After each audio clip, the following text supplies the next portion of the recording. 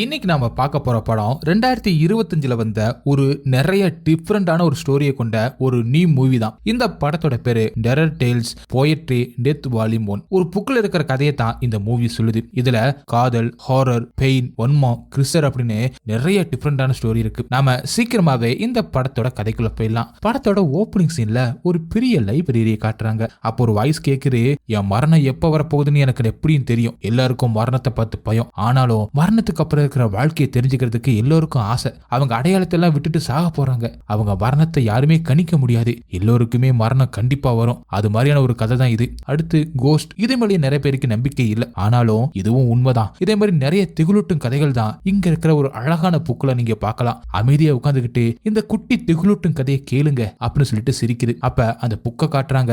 அது மேல படத்தோட டைட்டில் போட்டிருக்கு. அதை பார்த்தா ஒரு பிளாக் மேஜிக் புக் மாதிரி இருக்கு. அது சுத்துது, அதுல இருக்கிற லாக் ஓபன் ஆகுது. அடுத்து அதுல இருந்து பேப்பர் பறந்து பவுல்ஹெட் அப்படின்னு ஒரு கதைக்கு வந்து நிக்குது. ஃபர்ஸ்ட் ஸ்டோரி பவுல்ஹெட். கதையோட ஸ்டார்டிங் சீன்ல ஒரு கேம் சென்டர் காட்டுறாங்க. அங்க கோலி அப்படிங்கிற ஒருத்தன் ஸ்கை பவுலிங் பால் விளையாண்டுகிட்டு இருக்கான். நிறைய டைம் விளையாடுறான், ஆனாலும் எல்லாத்தையுமே அவனால அடிக்க முடியல. கடைசியா ஒரு பால் எடுத்து உருட்டி விட அதுவும் போய் சரியா அடிக்காம ஒண்ணு மட்டும் நின்றுகிட்டு இருக்கவும் கடுப்பாகிறான். மெதுவா அங்கிருந்து கிளம்புறான். அப்ப அங்க வேலை பார்க்கற லேடி, கேம் எப்படி இருந்துச்சு, எல்லாம் ஓகேவா அப்படின்னு கேட்க அவன் சோகமா, இன்னும் பிராக்டிஸ் வேணும், நாளைக்கு வரேன் அப்படின்னு சொல்லிட்டு போறான். அடுத்து கோலி கார்ல உட்காந்துக்கிட்டு பேப்பர்ல எதையோ எழுதி வச்சுக்கிட்டு இருக்கான். அப்ப கொஞ்சம் தூரத்துல வயசான ஒருத்தி கார் சாவியை எடுக்கிறோம்னு அவ பர்ஸை கீழே போட்டுடுறா. அதை கவனிக்காம கார் எடுத்துக்கிட்டு கிளம்பிடுறா. அதை பார்த்த கோலி அந்த பர்ஸை எடுத்து பார்க்க அதுல மார்த்தா அப்படிங்கிற பேரும் போட்டோவும் அட்ரஸ் எல்லாம் இருக்கு. இதுக்கு நடுவில் அந்த லேடி வீட்டுக்கு வந்துடுறா. கோலியுமே அந்த அட்ரஸுக்கு வந்து இவ பேரை சொல்லி கூப்பிட அவளும் திரும்பி பாக்குறா. கோலிக்கு பக்கத்துல இருந்து லைட்டு டக்குன்னு ஆஃப் ஆயிடுது. அந்த இருட்டுல யாரு அப்படின்னு மார்த்தாவுக்கு சரியா தெரியல. அதனால பயப்பட ஆரம்பிக்கிறா. உங்க பர்ஸை விட்டுட்டு வந்துட்டீங்க, அதை கொடுக்கத்தான் வந்தேன், இதுல உங்க பேரும் அட்ரஸ் இருந்துச்சு அப்படின்னு சொல்றான். அவளும் தேங்கிக்கிட்டே தேங்க்ஸ் அப்படின்னு சொல்லிட்டு அவசரமா வந்துட்டேன் அப்படின்னு சொல்லிக்கிட்டே கிட்ட போய் அதை வாங்கிக்கிட்டு திரும்பி போறா. அப்ப திடீர்னு மார்த்தாவோட கழுத்துல பெல்ட்டை போட்டு நெரிக்க ஆரம்பிச்சிடறான். அவளால கத்த முடியல. அப்படியே கட் பண்ணி கோலியோட வீட்டை காட்டுறாங்க. அவ மார்த்தாவை கொன்னு அவளோட மண்டவோடு எலும்பு எல்லாத்தையுமே தனித்தனியா பிரிச்சு எடுக்கிறான். வீட்டுல இன்னும் சில மண்டவோடுகள்லாம் இருக்கு. இவ கொலை பண்றதே வேலையா வச்சிருக்கான் போல. ரத்தத்துல ஏதோ ஒரு லிக்விட கலக்கி அதை அந்த மண்டவோட்டுல ஊத்துறான். அதை ஒரு பால் மாதிரி கொண்டு வந்துடுறான். அது ரெட் கலர் பால் மாதிரி இருக்கு. அதுக்கு மேல MF அப்படின்னு எழுத்த பொறிக்கிறான். அடுத்து அதே மாதிரி ஒரு ப்ளூ கலர் பாலை அவன் பேக்ல இருந்து எடுக்கிறான். அதுலயுமே எழுத்து பொறிக்கப்பட்டிருக்கு. அதை எடுத்துட்டு போயிட்டு அந்த பால் கூட வைக்கிறான். மொத்தம் 5 பால் கலர் கலரா இருக்கு. எல்லாத்துலயுமே எழுத்து இருக்கு. இந்த பால் எல்லாமே யாரோட மண்டவோடா இருந்திருக்கும் போல. அந்த கேம்லயும் பைத்தியமா இருக்கான். அந்த கேம்ல வின் பண்றதுக்காக அந்த பாலை தயாரிக்கிறதுக்காக எல்லாரையுமே சைக்கோ மாதிரி கொலை பண்ணிக்கிட்டு இருக்கான். அந்த பால்ல இருக்கிற எழுத்து அவங்க பேரை குறிக்குது. அடுத்து நான் மறுபடியும் அந்த கேம் சென்டருக்கு போறான். அவன் பேக்ல இருந்து ரெட் கலர் பாலை எடுத்து எறிகிறான். அது நேரா போய் அடிக்குது. ஆனா இவன் முகம் எப்பவும் போல சோகமா இருக்கு. அப்ப அவன் கேம்ல வின் பண்ணல போல. அடுத்த கேம விளையாட யார கொலை பண்ண போறான் அப்படின்னு தெரியல. கோலியை காட்டியே அப்படி கதையை முடிக்கிறாங்க. அடுத்த ஸ்டோரி ஃப்ரெண்ட்ஸ் ஃபாரெவர். கதையோட ஸ்டார்டிங்ல ஹீரோயின் வெயிட் பண்ணிக்கிட்டு இருக்க. அப்ப அவளோட ஃப்ரெண்ட் மேடிசன் கால் பண்றா. ரெண்டு பேருமே பேசிக்கிட்டு இருக்காங்க. அப்ப காலிங் பெல் அடிக்குது. பேசிக்கிட்டே இவளும் போய் கதவை ஓபன் பண்றா. ஆனா இங்க இப்ப யாருமே இல்ல. ஆனா ஒரு பார்சல் மட்டும் இருக்கு. அதை எடுத்துட்டு வந்து ஓபன் பண்றா. மேடிசனோ யார அனுப்பியிருக்காங்க அப்படின்னு கேட்கிறா. ஹீரோனோ தெரியல அப்படி சொல்ல அதுல ஒரு கார்டு இருக்கு. அதுல ஒரு சிம்பிள் வேற இருக்கு. அதை ஓபன் பண்றா. உள்ள சாரி அப்படின்னு எழுதி இருக்கு. பாக்ஸை ஓபன் பண்ணா அதுல கேர்ள் டால் ஒன்று இருக்கு. அவளோட ஃப்ரெண்டும் அதை போட்டோ எடுத்து அனுப்ப சொல்ல ஹீரோனோ அதை போட்டோ எடுத்து அனுப்பி வைக்கிறா. அந்த பொம்மை ரொம்பவே பழசா, முகமெல்லாம் உடைஞ்சு போயிருக்கு. அந்த பொம்மைய மறுபடியும் அதே பாக்ஸ்ல வச்சுட்டு அதை ரூம்ல போய் வச்சுட்டு வந்துடுறா. அடுத்து கிச்சனுக்கு போயிட்டு தண்ணியை எடுத்து குடிச்சுக்கிட்டு இருக்க. அப்போ அவளுக்கு பின்னாடி ஒரு கருப்பு உருவம் நின்று இவளையே பார்த்துக்கிட்டு இருக்கு. இவ திரும்பி போகும்போது அங்க இப்ப எதுவுமே இல்லை. அடுத்து ரூமுக்கு போய் லைட்டை ஆஃப் பண்ணிட்டு தூங்க ஆரம்பிக்கிறா. அவன் நல்லா தூங்கிக்கிட்டு இருக்க. வீடே அமைதியா இருக்கு. டைமோ நடுராத்திரி 3 மணி ஆகுது. அப்ப அவ ரூம் கதவு அதுவாவே ஓபன் ஆக திடீர்னு வீடே ஆட ஆரம்பிக்குது. ஏதோ ஒரு சத்தமும் கேட்க ஹீரோன தூக்கத்துல இருந்து எந்திரிக்கிறான். மாடிக்கு போயிட்டு அவ பெயிண்டிங்க பாக்குறா. அது கீழே இருக்கு. அத மறுபடியும் மேல எடுத்து வச்சுட்டு பெயிண்டிங்க பாத்துக்கிட்டே இருக்கும்போது அவளுக்கு போன் வருது. மேடிசன் அப்படின்னு பேசுறா. ஆனா ஒரு கொடூரமான ஒரு வாய்ஸ் கேக்குது. என்ன ஏன் சாக விட்ட, நான் இனி உன்னோட தான் இருப்பேன் அப்படின்னு சொல்லி கட்டாயிடுது. அதை கேட்டு பதட்டமாயிடுறா ஹீரோயின். அடுத்த மறுபடியும் கால் வர அதை அட்டன் பண்றா. இப்ப மேடிசன் தான் பேசுறா. அப்பதான் ஹீரோனுக்கு கொஞ்சம் நிம்மதி ஆகுது. அந்த பொம்மை அந்த சிம்பிளை பத்தி நெட்ல பார்த்தேன். அது ரிச்சுவலுக்கு பயன்படுத்துற பொம்மையா, மனிதனை பழி கொடுக்கிற ரிச்சுவலை பண்ணும்போது அந்த சிம்பிளை யூஸ் பண்ணுவாங்க அப்படின்னு சொல்றா. அப்ப அந்த பொம்மையை வித்தியாசமா காட்டுறாங்க. அதே நேரம் போனும் கட் ஆயிடுது. லைட்டும் ஆஃப் ஆயிடுது. பயந்து போனவ மறுபடியும் கால் பண்றா. இப்போ அவளுக்கு வாய்ஸ் மெயில் போகுது. பயந்து போய் யோசிச்சுக்கிட்டு இருக்கா. அப்ப அவளுக்கு பின்னாடி அந்த கருப்பு உருவம் நிக்குது. அதை உணர்ந்த அவ எந்திரிச்சு மெதுவா திரும்பி பாக்குறா. அந்த உருவம் அங்கேயே நிக்க அதை பார்த்து மிரண்டு போனவ வேகமா கீழே போகலாம் அப்படின்னு போறா. ஆனா அவ கதவு கிட்ட போக கதவு டக்குன்னு லாக் ஆயிடுது. பயந்து கத்திக்கிட்டே கதவை ஓபன் பண்ண பாக்குறா. அவளால முடியல. அந்த உருவம் அவகிட்ட வந்துடுது. அடுத்து அவ கத்துற சத்தம் மட்டும் கேக்குது. அடுத்த சீன்ல அந்த பொம்மை பாக்ஸை விட்டு வெளியில வந்து வேற ஒரு பொம்மைக்கு பக்கத்துல உட்கார்ந்துகிட்டு இருக்க மாதிரி காட்டி அப்படியே கதையை முடிக்கிறாங்க. அடுத்த ஸ்டோரி பசில் பாக்ஸ் த கிளிச். இந்த கதையோட ஸ்டார்டிங் சீன்ல சாண்டர் அப்படிங்கிற ஒருத்தன் ரோட்டுக்கிட்ட நின்று வேடிக்கை பார்த்துக்கிட்டு இருக்கான். அதை அவனோட ஃப்ரெண்டு எலிசா வீடியோ எடுத்துக்கிட்டு இருக்கா. நம்ம பண்ண போறத நீ கண்டிப்பா வீடியோ எடுக்க போறியா? இது ரொம்பவே மோசமானது, ரகசியமானது. நாம இங்க எதுக்கு வந்து நிக்கிறோம் அப்படின்னு தெரிஞ்சுமே நீ வீடியோ எடுக்கிற. நம்ம ரகசியமா ட்ரக்ஸ் வாங்க வந்திருக்கோம், ப்ளீஸ் வீடியோவை ஆஃப் பண்ணு அப்படின்னு சொல்றான். போலீஸுக்கு ஆதாரத்துக்காக தான் நான் வீடியோ எடுக்கிறேன் அப்படின்னு கிண்டல் பண்ணிட்டு, ட்ரக்ஸ் உன் கேர்ள் ஃப்ரெண்டுக்கு தானே வாங்குற, இல்ல நீயுமே ட்ரக்ஸை விடலையா? ட்ரக்ஸ் சென்டருக்கு போயிட்டு வந்து உன்னால இதை விட முடியலையா அப்படின்னு கேட்கிறான். அப்ப அந்த சீனை காட்டுறாங்க. அவனும் அவனோட கேர்ள் ஃப்ரெண்டும் ட்ரக்ஸ் சென்டர்ல இருந்ததை காட்டுறாங்க. அடுத்து வா போலாம், சீக்கிரமா வந்துடலாம், கேமராவை ஆஃப் பண்ணு அப்படின்னு சொல்லிட்டு அவனை போயிட்டு அதை ஆஃப் பண்றான். ரொம்ப நேரம் கழிச்சு கேமராவை ஆன் பண்றாங்க. அப்ப நைட் ஆயிடுது. அந்த இடமே ரொம்பவே இருட்டா இருக்கு. நம்ம எங்க இருக்கோம் சாண்டர், நம்ம தொலைஞ்சிட்டோமா அப்படின்னு எலிசா சொல்ல, இல்ல சரியான இடத்துல தான் இருக்கோம் அப்படின்னு சொல்றான். அப்ப தூரத்துல யாரோ கத்துற சத்தம் கேட்குது. சுத்தி பார்த்து சத்தம் வந்து அந்த பக்கமா போய் போறாங்க. எலிசா நீ மறுபடியும் வீடியோ எடுக்கிறியா அப்படின்னு கேட்கறான். அவளும் இல்ல சும்மா இருட்டா இருக்கும், லைட் ஆன் பண்ணிருக்கேன் அப்படின்னு சொல்றான். ரொம்ப நேரம் தேடுறாங்க. சத்தம் மட்டும்தான் கேட்குது, ஆளை காணோம். சாண்டருமே குழம்பி போயிடுறான். கடைசியா அவனை கண்டுபிடிச்சிடறாங்க. அவன் கிட்ட போறாங்க.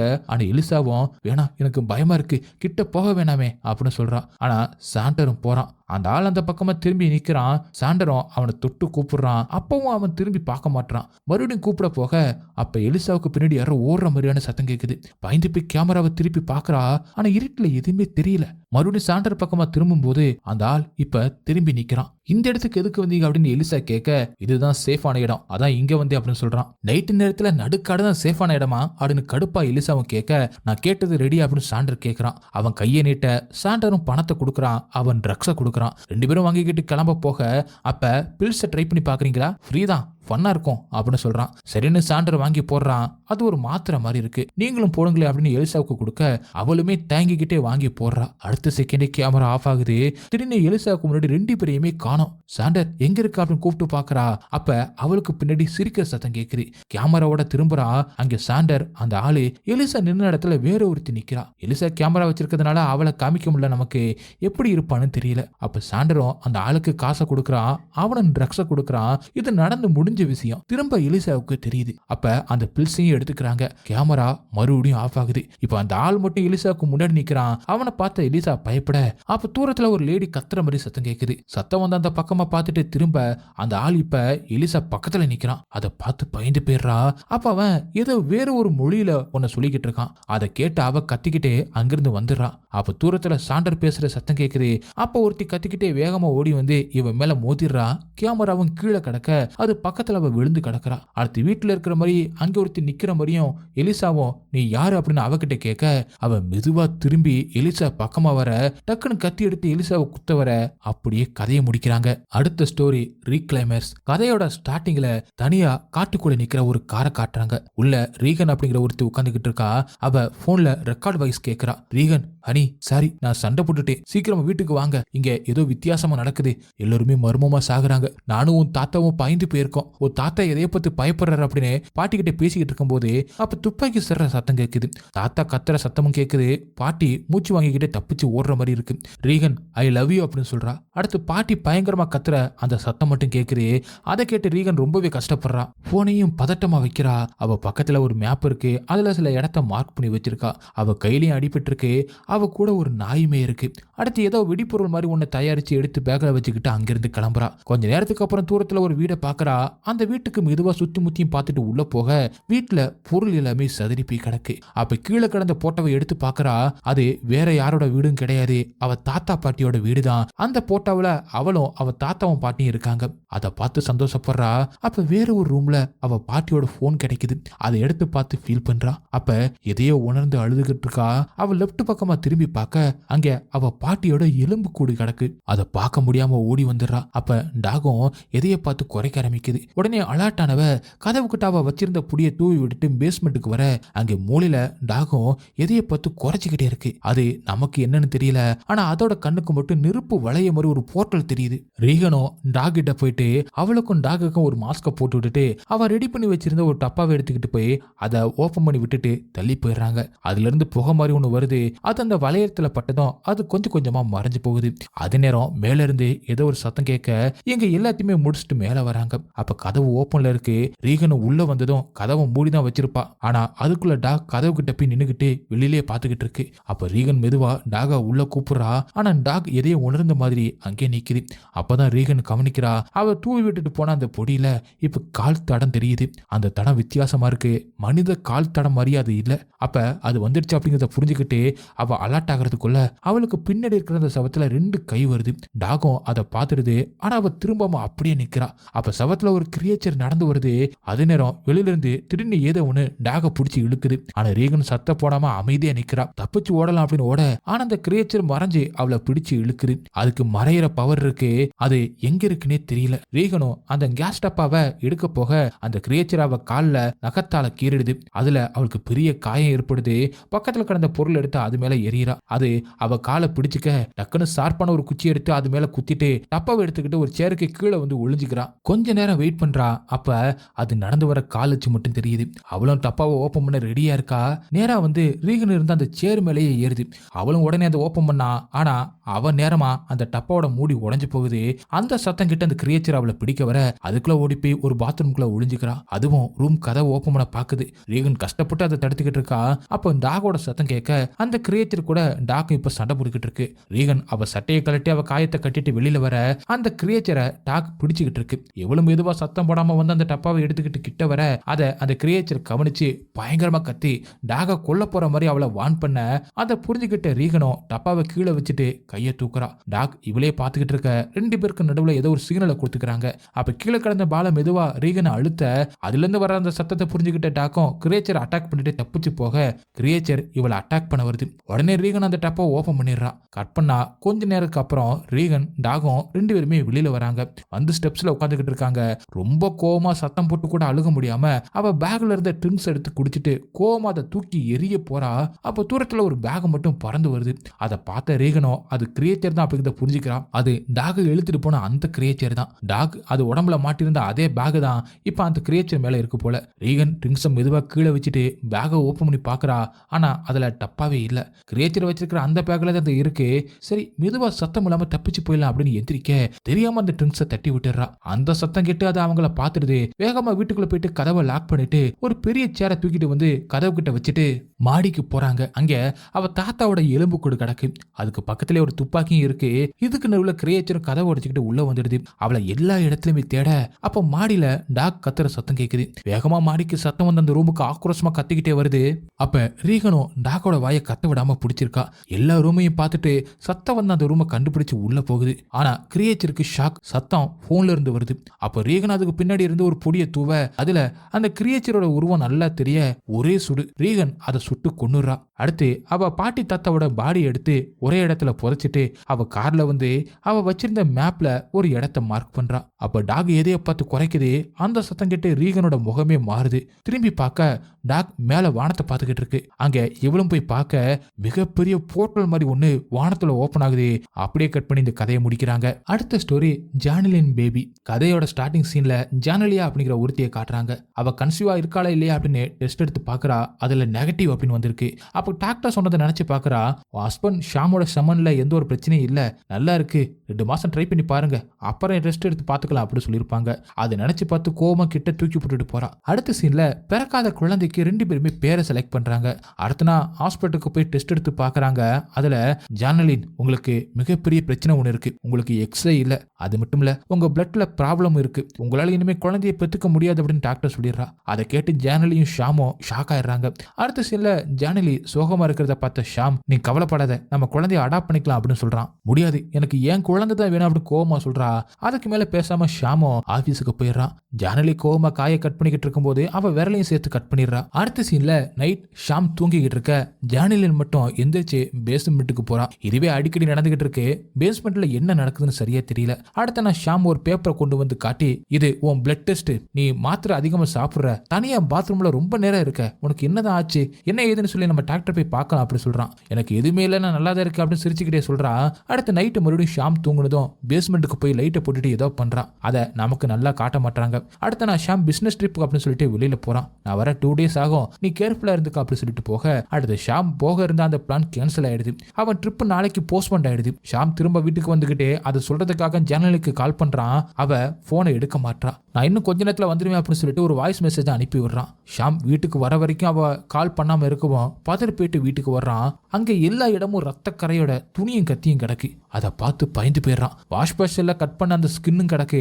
அதை பார்த்து திரும்ப இதைய பார்த்து ஷாக்காய் நிக்கிறான். அங்க டப்ல ஜாலினி உட்காந்துக்கிட்டு இருக்கா. அவ உடம்புல இருந்து நிறைய சதையை வெட்டி எடுத்திருக்கா. தொடையில முதுகுல அப்படி சொல்லிட்டு எல்லா இடத்துல இருந்து அந்த ஸ்கின்னை எடுத்து வெட்டி வச்சு அதை வச்சு ஒரு குழந்தையோட உருவத்தை செஞ்சு வச்சிருக்கா. அவளோட விரலை அந்த குழந்தைக்கு மூக்கா வச்சிருக்கா. அதை ஷாம் கிட்ட காட்டி, இதுதான் நம்ம அழகான குழந்தை அப்படி சொல்றான். அப்படியே கதையை முடிக்கிறாங்க.